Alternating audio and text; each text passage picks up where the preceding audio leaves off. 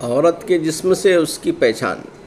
जिस औरत का कद छोटा हो तो वह औरत हमेशा बेवफाई करेगी। जिस औरत का जिस्म पतला हो वो मर्द की ख्वाहिश खुशी खुशी पूरी करेगी। जिस औरत के बाल लंबे हो वो औरत मर्द की मनपसंद औरत होती है।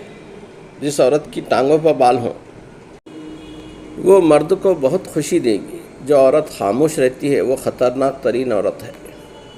यूरोप की मुसलमान औरत बापर्दा रहने के लिए लड़ रही है। मुसलमान ममालिक की औरत हया की चादर फेंकने के लिए लड़ रही है।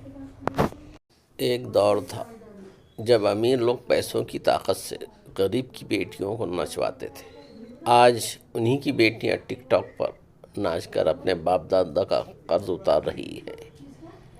ये एक तल्ख हकीकत है।